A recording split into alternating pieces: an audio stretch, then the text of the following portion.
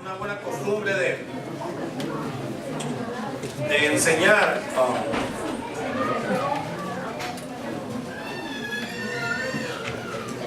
Si no es exactamente capítulo por capítulo, versículo por versículo totalmente, sí tratamos de estar enseñando libros enteros o cartas enteras y quedarnos en un tema muy regular donde le saquemos provecho.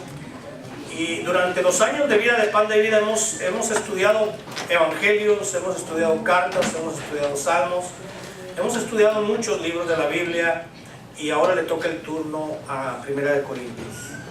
Así que durante los próximos meses va a estar usted trabajando, navegando, aprendiendo en Primera de Corintios.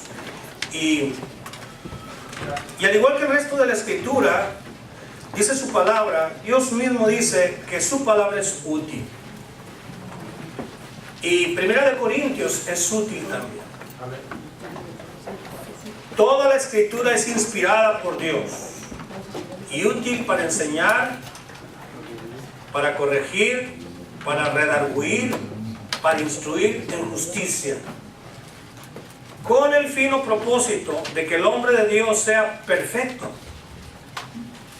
enteramente preparado para toda buena obra. Hay gente que solamente quiere que se les enseñe, pero no es la única cosa que necesitamos. Algunos quieren ser solo como alumnos y tener un maestro, pero también la palabra nos redarguye, nos reprende, nos instruye, etc. No solamente hace una cosa, tenemos que ser cubiertos por todas estas acciones que la palabra de Dios trae a una vida. Y uno de los errores que yo he cometido cuando empezamos a estudiar un libro de la Biblia es no dar un cierto no dar una cierta información histórica del libro, porque a veces se nos parece que eso es muy didáctico y es un poco aburrido. Esta mañana voy a tratar de no ser muy aburrido en este sentido, porque si es aburrido para mí, pues lo va a ser para usted. Entonces busqué, como no fuera aburrido para mí, hacer una pequeña reseña histórica y saber sobre qué estamos pisando. ¿Qué enseña Corintios? ¿Cuál era o quién era esta ciudad de Corinto? Y vamos a poder entender más las circunstancias en las cuales esta iglesia vivió. Y vamos a poder sacar provecho para el día de hoy, para nuestro tiempo, para nuestros días. Porque vamos a decirlo de alguna manera, que la iglesia de Corinto, que la ciudad de Corinto era una iglesia muy americana, era una ciudad muy americana. La ciudad de Corinto era tan parecida a lo que somos hoy nosotros, como nación, como sociedad. O para decirlo de otra manera, somos nosotros muy parecidos a lo que era Corinto. Así que lo que ellos estaban sufriendo y batallando es lo que nosotros estamos hoy en día sufriendo y batallando también. Así que la primera carta a los Corintios, porque tenemos en nuestra Biblia dos. La primera carta a los Corintios, esta carta o epístola, como le queramos llamar, es muy importante para nosotros. Y podemos decirle, esta carta es muy importante para mí. Así que le voy a sacar el mayor provecho y quiero que Dios me hable a través del estudio de esta carta. Porque es una carta que me va a ser muy provechosa en la vida que me toca vivir hoy. Porque esta carta capta con bastante exactitud, repito, los problemas que enfrentamos las personas que vivimos en estos tiempos, en pleno siglo XXI y en este lugar. ¿Cuál es el motivo? Bueno, el motivo es que Corinto era la ciudad más americanizada, lo vamos a decir así, de todo el Nuevo Testamento. Era una ciudad recreativa. Era una ciudad donde la gente se iba a divertir. Era una ciudad donde la gente se iba a recrear. Todo tipo de diversión, todo tipo de recreación, desde lo sano hasta lo más insano, estaba en Corinto. No lo pensamos, Las Vegas. Pero no nos vamos a Nevada, aquí mismo. Así era la ciudad. Una ciudad de recreo, una ciudad recreativa. Repito, desde lo más sano hasta lo más insano. Por lo tanto, fue usada y fue llamada la ciudad del placer. Era la capital del placer del Imperio Romano.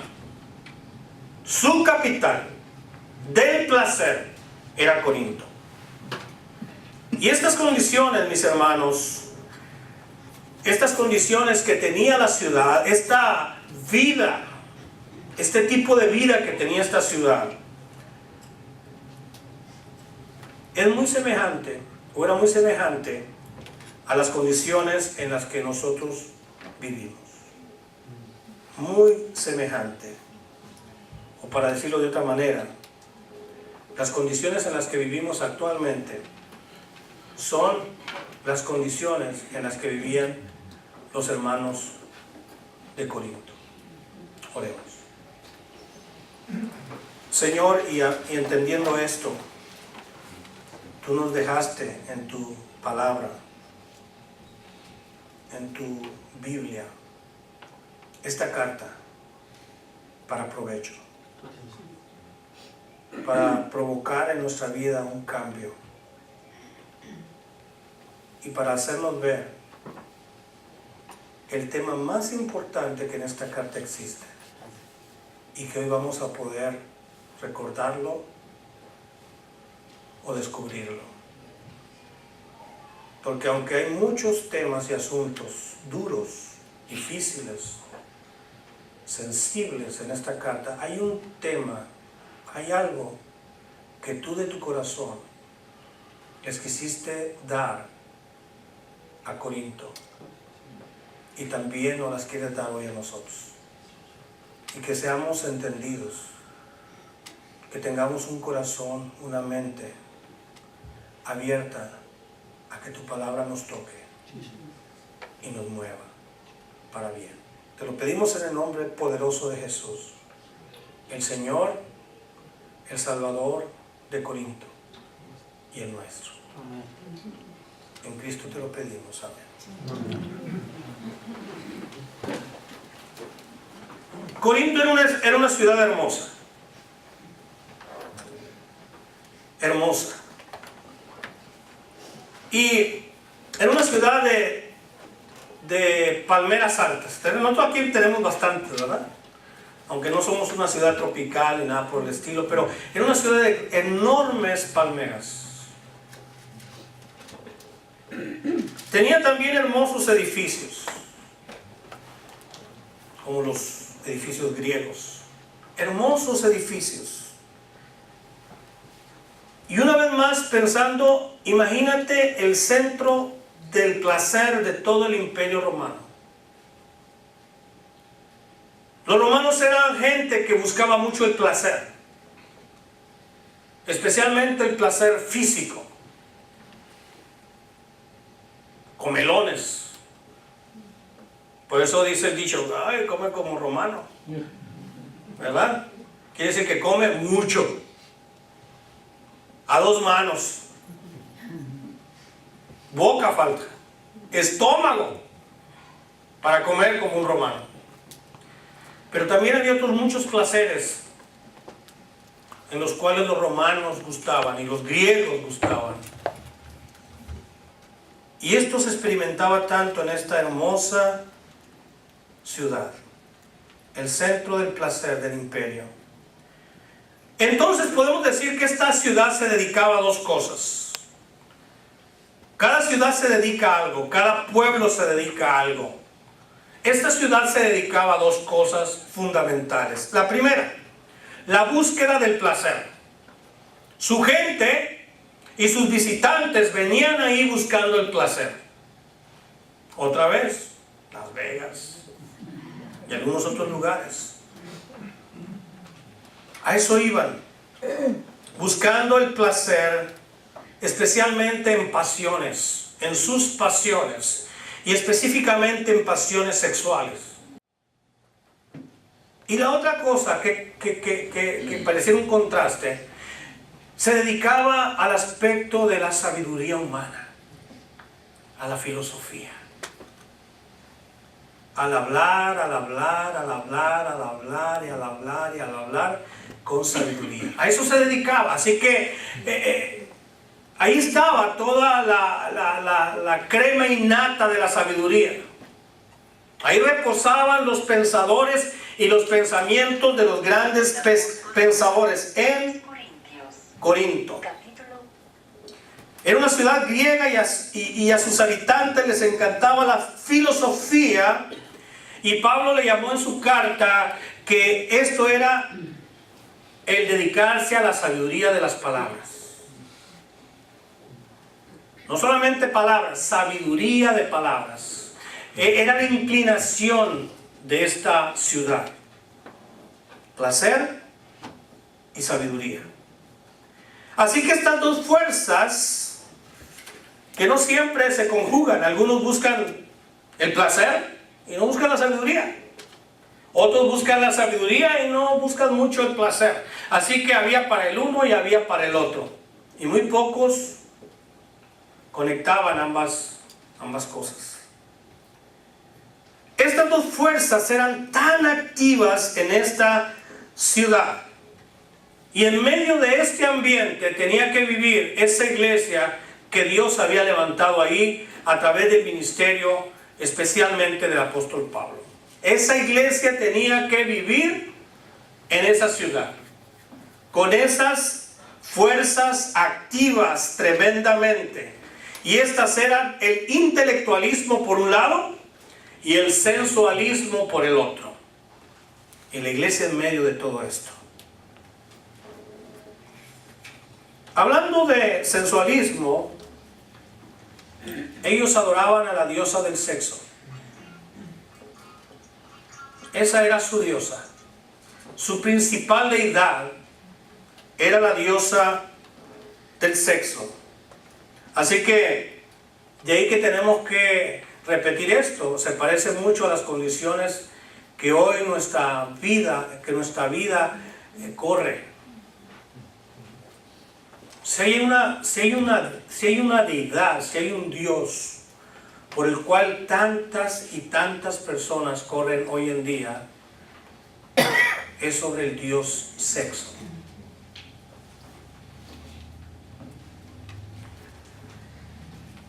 Había un templo en esa ciudad,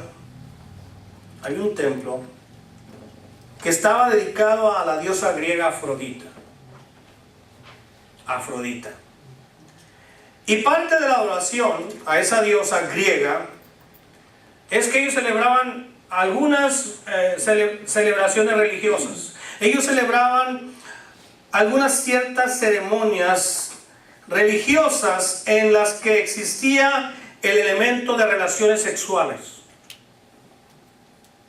En sus celebraciones estaba este elemento.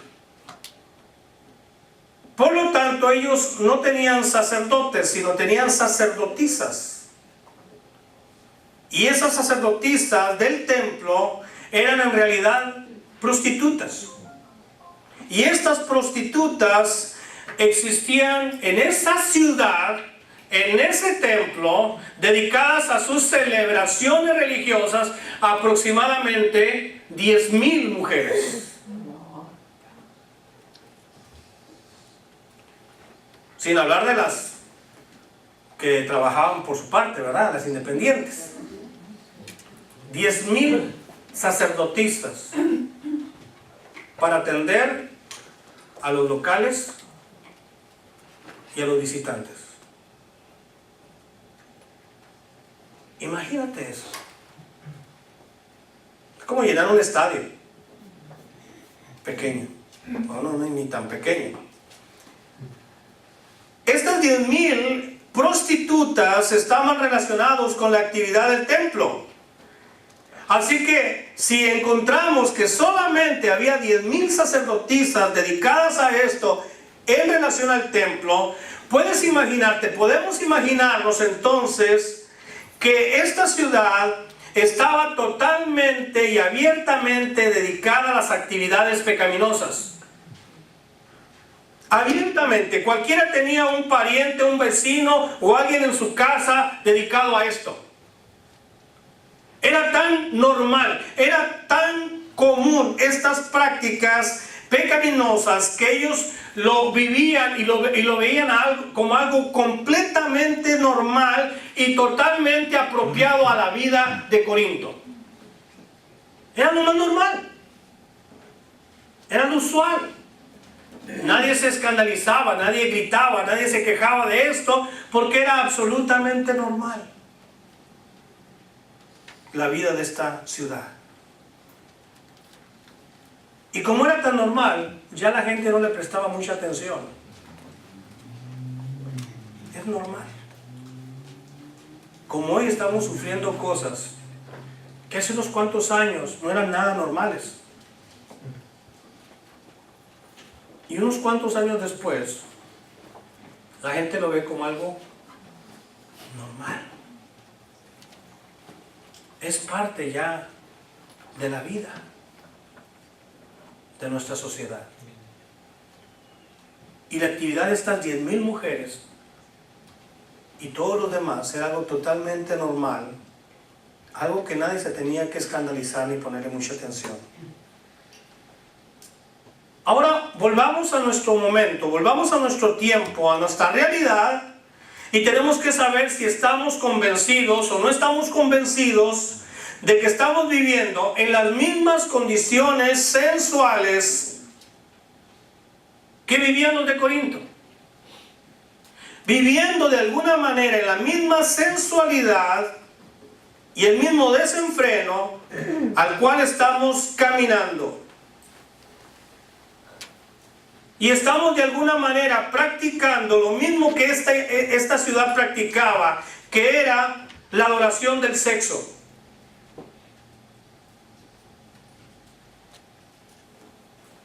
Y la verdad, mis hermanos y amigos, lo que hoy todavía estamos viviendo no se acerca, por mucho no se acerca a lo que los hermanos de Corinto sufrían. Al grado que esa ciudad había llegado. Todavía no llegamos, pero vamos volando para allá. Vamos, no corriendo, volando hacia allá.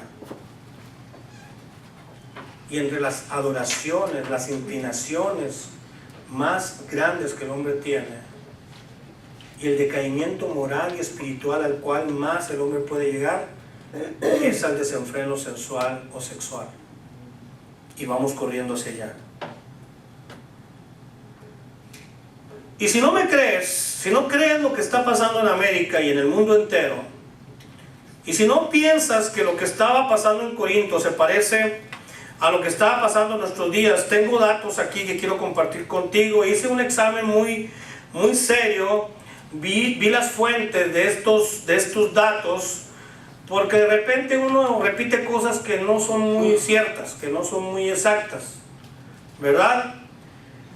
Pero está basado en lo que es la economía detrás de la industria pornográfica. Pero yo no me fui a mucho esos datos, me fui a otros datos. No me importa mucho lo que es la cantidad de dinero, sino la cantidad de personas involucradas. La industria pornográfica genera en Estados Unidos más beneficios que la NBA.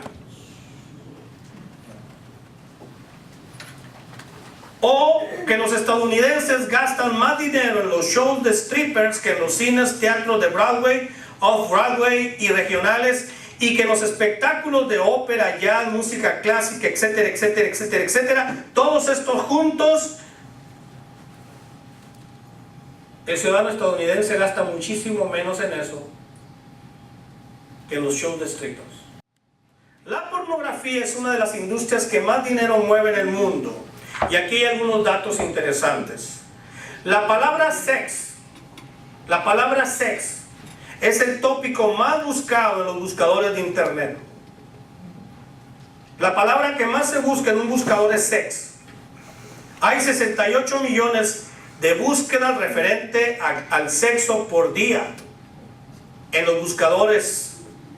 Es el 25% de las búsquedas que la gente, cuando busca perros, cuando busca cintos, cuando busca lo que sea, la cuarta parte es sex, el 25%. 43% del total de usuarios de internet ve material pornográfico. Es decir, casi la mitad de todos los que ven internet ven pornografía. Y no se asuste de los hombres, porque la tercera parte son mujeres. De ese 43%, la tercera parte son mujeres. Cada segundo hay 3,000 personas viendo pornografía. Imagínate, mientras yo predico aquí, miles y miles. El tiempo promedio para ver pornografía por internet, por persona, es de 15 minutos. Hay quienes lo podrán ver 2 segundos, hay quienes podrán estar horas ahí. Pero el promedio de todos es de 15 minutos viendo pornografía. El 35% de las descargas que se hacen de internet no es de música, no es de películas. El 35% de las descargas que alguien hace del internet a sus computadoras o a sus móviles, etcétera, son pornográficas. El 35%.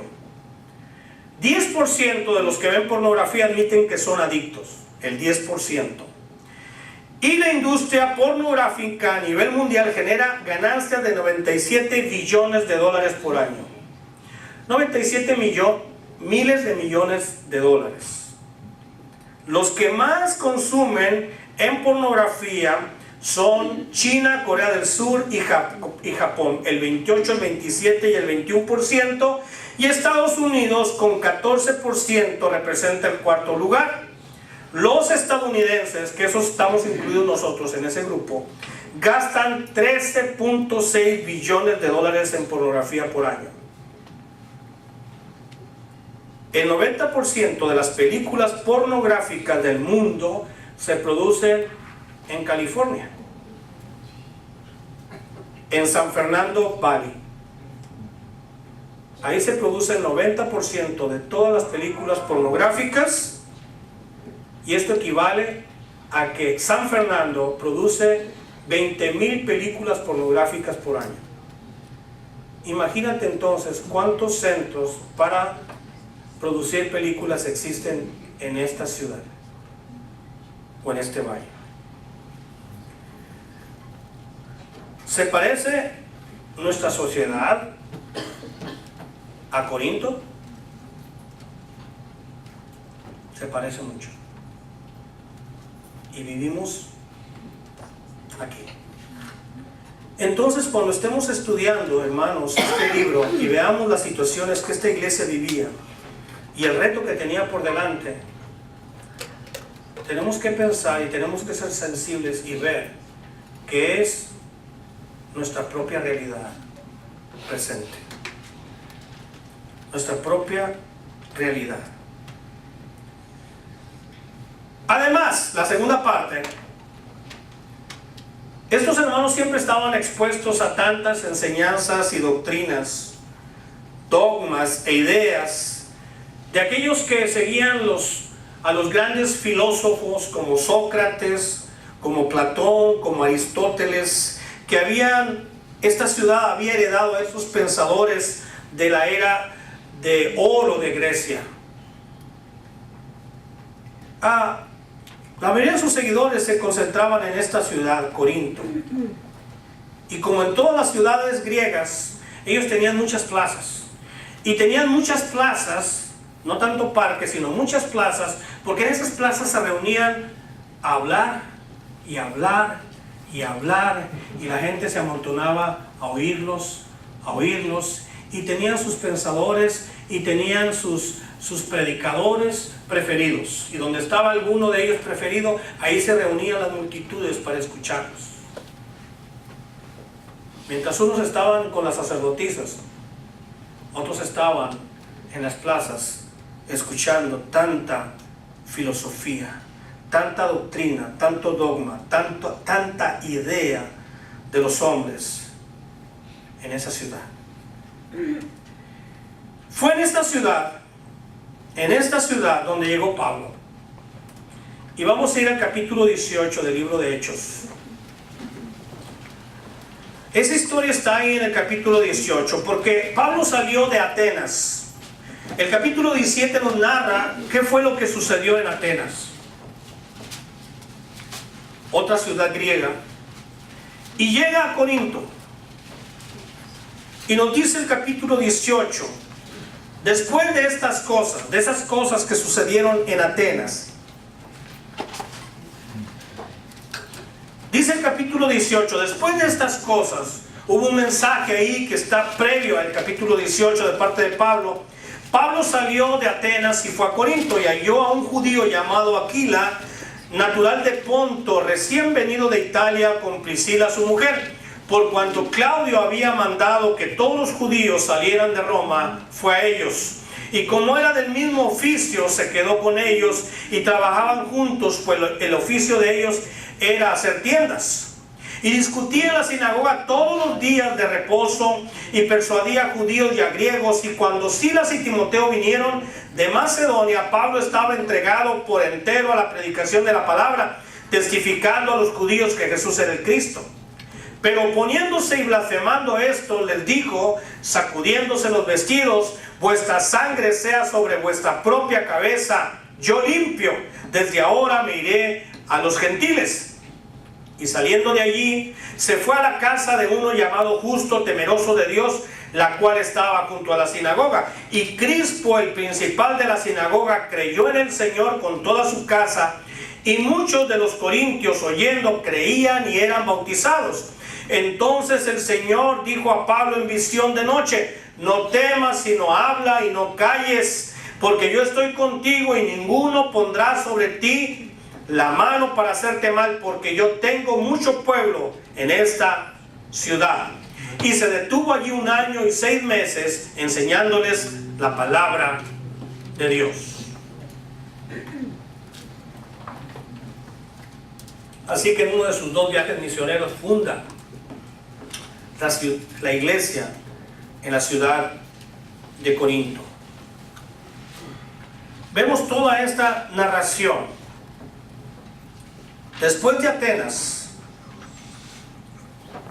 ya conocen la historia de cómo llegó y cómo les presentó el evangelio en un lugar donde tenían muchos dioses, pero había un nicho, había un lugar vacío, y en ese lugar vacío tenía una frase en la parte baja o alta, no recuerdo ahora, que decía al Dios no conocido. Y en base a esa frase y a ese nicho vacío, Jesús les predicó de ese Dios no conocido. Por fin se marcha de Atenas, como acabo de leer, y lo hizo descendiendo a Corinto, y en ese lugar permaneció, dice la Escritura, 1 año y 6 meses, predicando todos los días de reposo. Y empezamos a ver cómo la gente se empezó a convertir a Jesús. Ahí encontró entre la gente importante un matrimonio, y tenemos los nombres de ellos, no los apellidos, Aquila y Priscila, y tenían el mismo oficio que Pablo, fabricaba tiendas. Fabricar una tienda era algo muy importante. Las tiendas eran como oro molido. El que tenía una tienda tenía una propiedad muy importante. Hoy las compramos por $5 en las yardas, ¿verdad? Pero tener una tienda hecha a mano, como ellos fabricaban, construir una tienda grande, porque algunos podían tener el tamaño de tu casa o más grande, y era una tienda, hasta una pequeña carpa, pero otros tenían una semimansión en cuanto a dimensiones, y era una tienda. ¿Usted ha visto esos RV que son como el tamaño de un camión? Y que no solamente son grandes y largos, sino que también se extienden hacia abren. ¿Cuándo voy a comprar uno de esos? Nunca, ¿verdad? Nunca, porque no voy a tener ese dinero ni porque me interesa. Ese matrimonio hacía lo mismo que él y se quedaron a trabajar juntos. De eso se les mantenía durante ese año y medio, pero también se quedó junto a ellos predicándoles, edificándoles, discipulándoles, levantándoles, y en la casa de ellos se fundó la iglesia de Corinto, casa de Priscila, de Aquila y Priscila. Esa fue la iglesia a la que Pablo escribió esta carta. Y cuando la leamos, hermanos, o cuando la hemos leído, nos vamos a poder dar cuenta que era una iglesia que tenía graves problemas. ¿Sí? Como que se juntaron todos los problemas en esta iglesia, ¿verdad? Pero miran la influencia de una ciudad. Y miran el poder que tiene, la herencia, lo que hemos a veces nosotros cargado durante años. Las costumbres, la manera en que nos han criado, en los valores que nos han criado, etc. Fue una iglesia con muchos problemas. Pero Pablo no solamente habla de eso. Era la iglesia con más graves problemas en todo el Nuevo Testamento. Pero también había muchas cosas en ella que, estando mal, otras eran muy positivas. Y Pablo las menciona en esta carta. Miren cómo empieza la carta de 1 Corintios capítulo 1. Y les dice Pablo así: Pablo, llamado a ser apóstol de Jesucristo por la voluntad de Dios, y el hermano Sóstenes, a la iglesia de Dios que está en Corinto. ¿Iglesia de quién? De Dios. De Dios. No era alguien que decía que era de Dios, era una iglesia de Dios. Pero le sigue diciendo: a los santificados en Cristo Jesús. A esas personas que han sido santificadas por Dios, que Dios ha tomado y las ha hecho suyas, las ha apartado para su gloria. Esas son las personas santificadas. Y sigue diciendo: llamados a ser santos. Porque la persona llamada a ser santa es una persona que ya es santa. Y esa es la santidad progresiva. Una persona que ha sido santificada, esa es la santidad posicional. Que Dios lo ha sacado de una vida de pecado, de una vida reprobada, y la ha puesto en una posición de santo. Un santo que todavía peca. Pero otra cosa es un pecador que de repente se porta como santo. Dios no quiere ese tipo de gente. Dios quiere santos que a veces caen en pecado, pero son santos. Son santos porque Cristo los ha santificado, y a esos que Él ha santificado los llama, los invita a buscar santidad.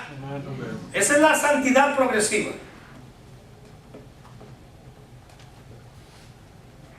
Con todos los que en cualquier lugar invocan el nombre de nuestro Señor Jesucristo, Señor de ellos y nuestro.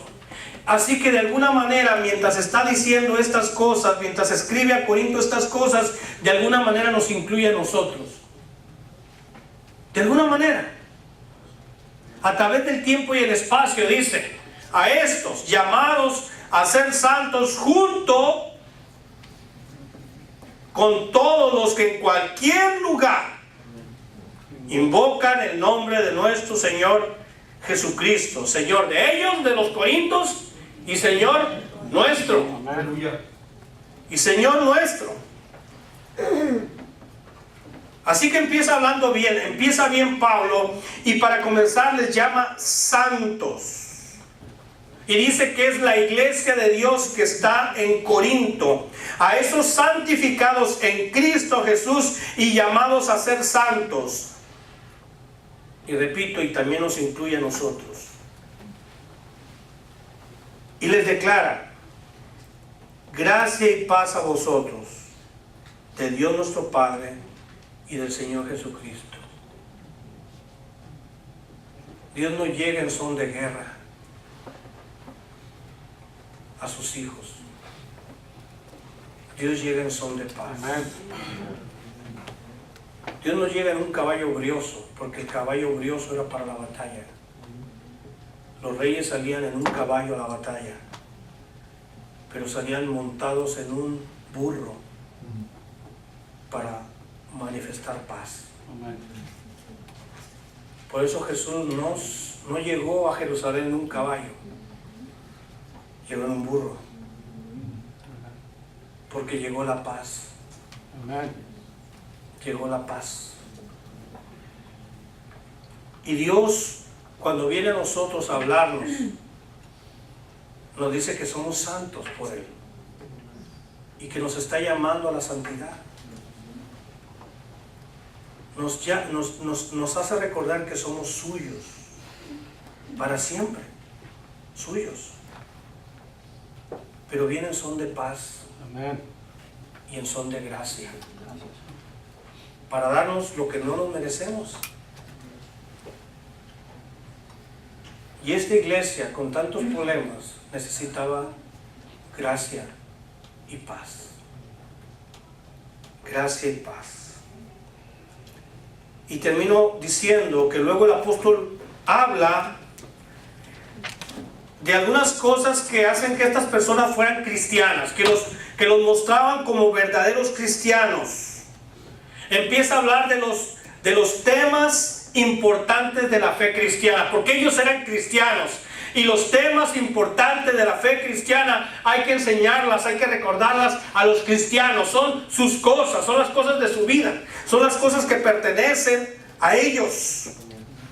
Así que les empieza a hablar de esto. Les dice que ellos habían recibido por la fe en Cristo y por la gracia. Habían comenzado una nueva vida y habían sido enriquecidos en Dios. Eso tiene que ver con la vida cristiana. Mucho.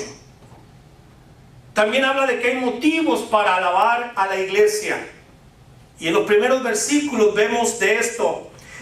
Pero también presenta luego la clave de toda la epístola. Y por eso decía que hay un tema, hay una clave ahí moviéndose del primer capítulo al último capítulo. Hay una clave, hay una cosa importante que Dios quiere comunicarnos a través de haberle comunicado esta carta a través del apóstol Pablo a la iglesia de Corinto. Así que a todos los que le siguen, como en este lugar, Dios tiene un mensaje. Durante todos estos meses Dios nos va a dar un constante mensaje. Y si algo vamos a recordar de todos estos meses y todos estos sermones, quiero que usted recuerde el mensaje central.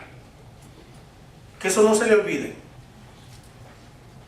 Porque todo lo que vamos a aprender en esta carta depende de ello. 1 Corintios 1:9. Quiero que usted recuerde de principio a fin este mensaje. Y voy a leer, dice así: fiel es Dios, por el cual fuisteis llamados a la comunión con su Hijo Jesucristo, nuestro Señor. Hay muchas cosas sufriendo tremendas en esa ciudad, la iglesia. Hay muchos pensamientos y filosofías flotando en los pensamientos de los corintios y en ellos también. Muchas ideas y dogmas mezclándose y tratando de entender y creer la verdad del Evangelio. Mucha sensualidad y sexo viviéndose y practicando como algo normal, de tal manera que había hermanos que todavía tenían más de una esposa. Así los había encontrado Cristo. ¿Y ahora qué habría que hacer? Había tantas cosas sufriendo en medio de esta ciudad, de esta iglesia. Pero ¿sabes qué es lo más importante? Y lo que nos va a llevar de una vida santa a una vida santificada, es que nosotros hemos participado de la comunión y vamos a participar de la comunión con Cristo. Si algo va a cambiar la vida, si algo cambió la vida de esta iglesia y algo va a cambiar la vida de la nuestra y va a cambiar la vida de usted, es la comunión con Cristo. Es la comunión con Cristo. Esos 12 hombres que estuvieron en comunión con Jesús, excepto uno, fueron transformados. ¿Y qué los transformó? Su andar con Cristo. El único que se perdió fue el hijo de perdición. Ya estaba perdido y siguió perdido. Siempre hay un diálogo entre los apóstoles. Siempre. Pero él también tiene una oportunidad. Este es el mensaje que quiere Dios darle a la iglesia de Corinto, y es el mensaje que quiere darnos a nosotros durante nuestra vida. El mensaje es que ante todos los cambios y ante cualquier situación y aún ante cualquier infidelidad, Dios es fiel. Aunque nosotros no fuéramos fieles, Él permanece fiel. Dios es fiel contigo. Dios es fiel con tu casa. Dios es fiel con tu familia. Dios es fiel con tu iglesia. Dios es fiel con tu nación. Dios es fiel. Amén. Aunque el hombre no lo sea, Dios sigue siendo fiel. Fiel es Dios, por el cual, a causa del cual, a través del cual, o como quieras decir, por el cual fuimos llamados a la comunión con su Hijo, nuestro Señor Jesucristo. Y hermanos, la única manera que una vida cambia es por la comunión con Cristo. Amén. Nadie que de verdad vive a diario, camina a diario, está a diario en Cristo, podrá no ser transformado. Nadie, toda persona que tiene comunión con Cristo va a terminar pareciéndose a Cristo. Amén. ¿Y usted a quién se quiere parecer? Pues vamos a tener que caminar Amén. con Cristo. Vamos a tener que ver hasta cómo se corta el pelo Cristo, cómo se peina, cómo come, cómo piensa, cómo responde, cómo se preocupa o no se preocupa, cómo es Cristo, cómo es Cristo. ¿Quiere cambiar? ¿Quiere mejorar? Acérquese a Cristo. Amén. Él es la más grande y poderosa influencia que puede existir. Nadie que ha estado con Él seguirá siendo el mismo. Amén. Y poder decir como esa canción ranchera que les compartí hace poco: nunca, nunca, nunca seré yo el mismo. Amén. Desde que encontré a mi Salvador, nunca, nunca, nunca seré yo mismo. Y si lo hemos encontrado, no lo soltemos. Amén. Si lo hemos encontrado, no nos apartemos de Él. Y veamos que aún ante nuestra infidelidad, que tiene que menguar cada vez más, Él es fiel, fiel y fiel con nosotros. Amén. Y con los demás. Dios te bendiga, que experimentes esa manera a Cristo, que la comunión más importante que busquemos tener esta semana es con Él. Amén. Y veremos que al final del día estaremos viendo cómo Él nos cambia. Oremos, puesto de pie.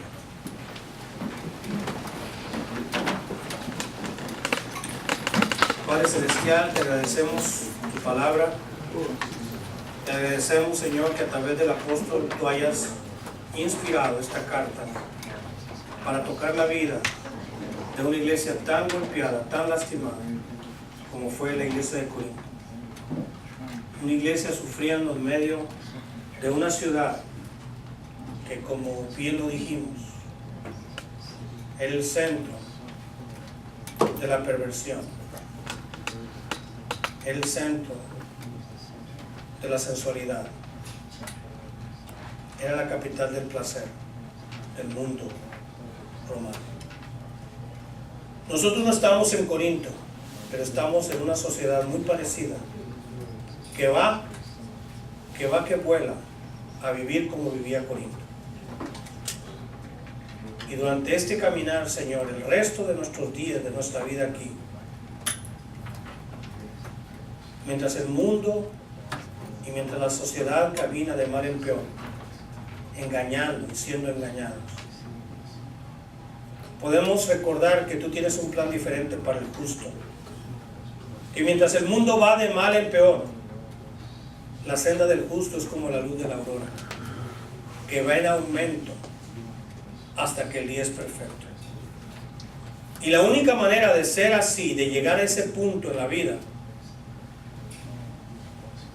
es ser, Señor, impregnados, ser tocados por la luz de Cristo. Y la única manera de que esto suceda es aumentando, profundizando nuestra comunión con tu Hijo, nuestra comunión contigo, Señor. Este es tu plan perfecto, esta es tu voluntad perfecta, y no hay mejor, no hay mejor. Transfórmanos, Señor, para poder transformar un mundo que perece sin ti, para que uno más sea para ti y uno menos sea para Satanás. Te lo rogamos en el nombre poderoso de Jesús, nuestro Salvador. El Señor les bendiga. Salúdense, hermanos. Salúdense unos a otros. Nos vemos miércoles 7 de la tarde, reunión de oración.